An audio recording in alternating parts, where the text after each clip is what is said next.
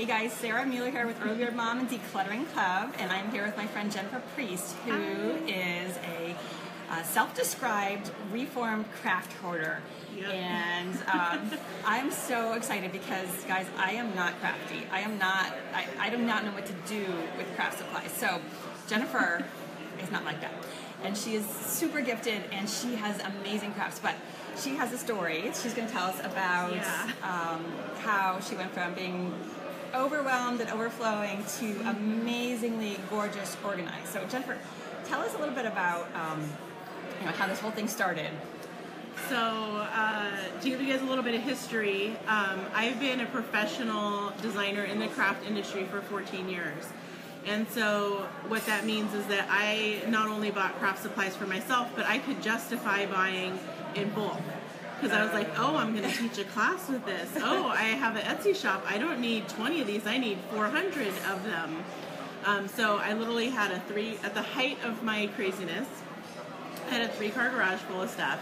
Wow. And 600 square feet in my house full of stuff. So I had taken over the formal living and formal dining. Oh my goodness. Plus a 4th bedroom full of supplies. Like, people were like, oh my god, it's like, looks like a store.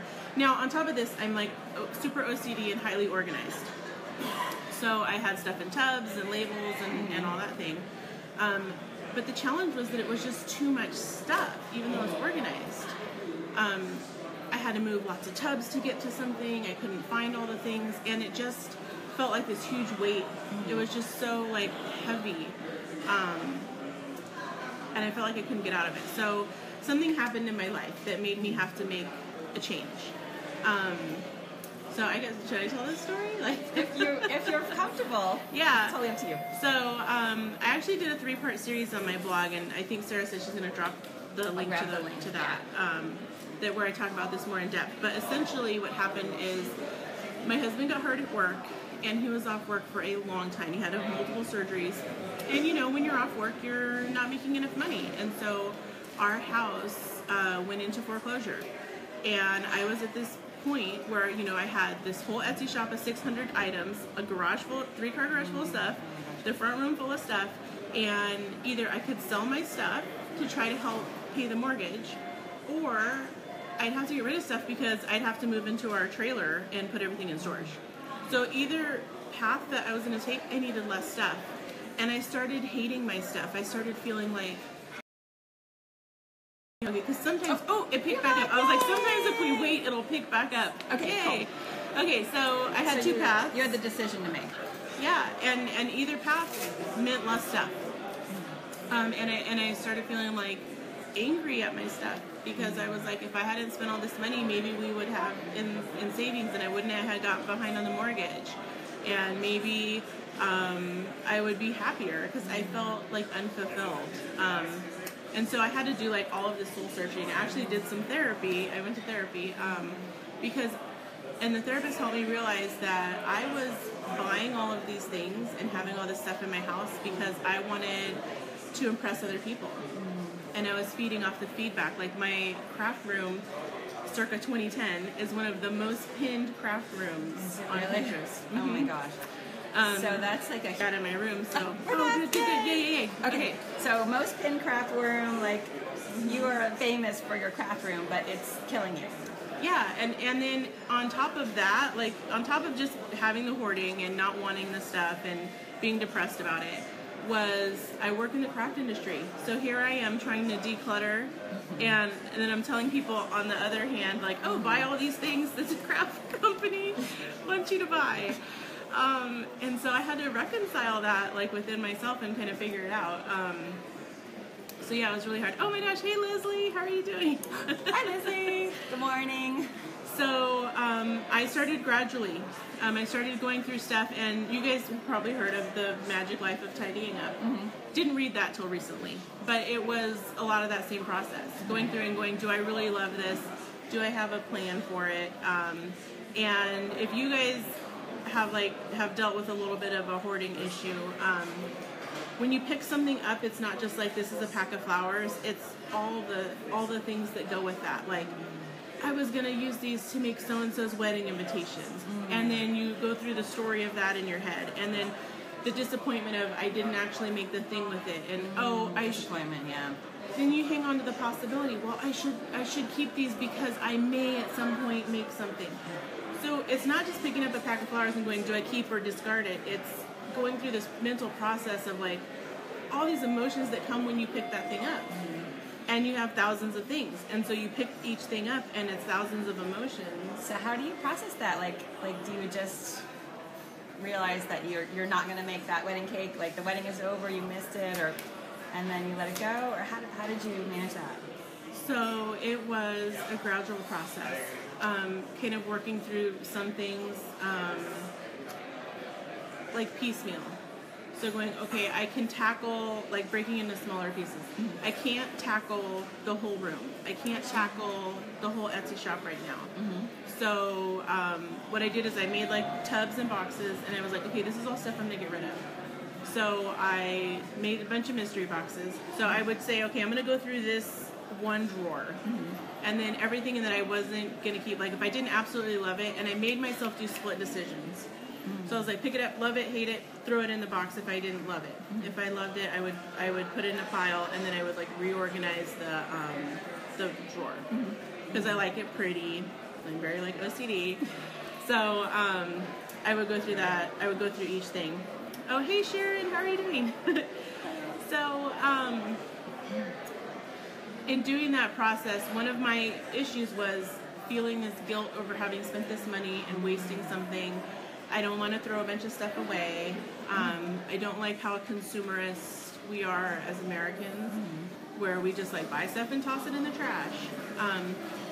So I started making mystery boxes and selling them on Facebook, and then I started realizing I'm kind of like selling my problem to other people, and I felt guilt for that. So then I put out on my personal Facebook page. I was like, anyone who's a scout leader, a church leader, a teacher, if you guys want craft supplies to do stuff with your students, come to my house. And I had literally like 4 or 5 teachers come to my house. They brought letters from their principals where they could fill in what they thought the amount of the product was, and I filled their cars to the roofs.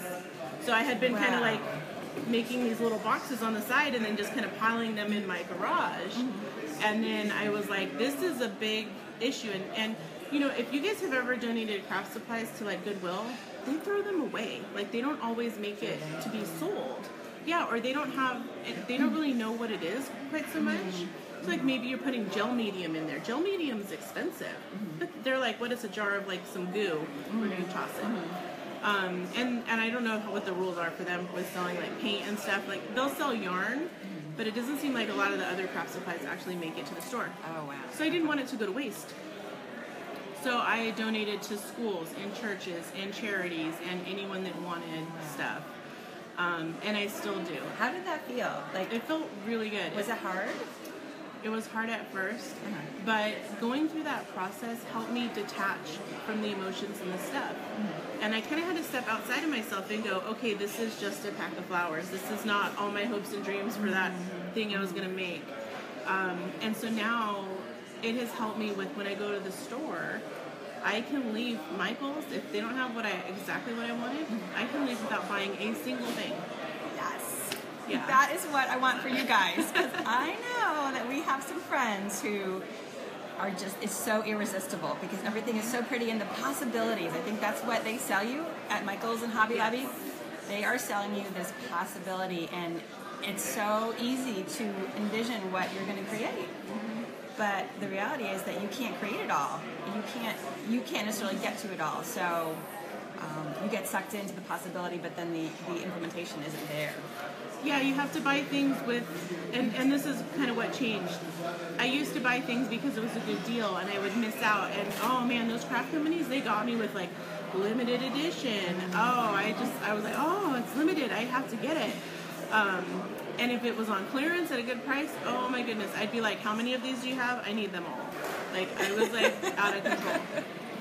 So now I buy things with a purpose. I'm like, I know where this is going to go in my house. I know what I'm going to make. And this is kind of a marker of like a craft hoarding tendency, at least in my opinion, is I used to buy stuff and it would stay in the Michaels bag, and I would straight up put it in the Rubbermaid tub in the Michaels bag still, not even unpack it. And so what I do now is if I buy something, it immediately gets unpacked when I come home. And then I have a deadline. I have to get something made with that within like at least a month, if not a week. And if I can't do it in that time period, I don't need it. So I can return it. You have a receipt, you can return it. Like if you bought it and you're not excited enough to actually do something with it within that time, return it. Perfect. So just hang on to the receipt, and if you don't get to it, then well, and you know, this leads into like what you do. So like Michaels, Lowe's, all of them have now where if you sign up for their like program, you don't even need to keep your receipt. They have it digitally. They can look it up if you have your card. That's so true. So just take it back. Yeah. Awesome. I love that. Okay, well, does anyone, if you guys have questions, we only have a couple more minutes, but I am so grateful to Jennifer for coming and hanging out with me.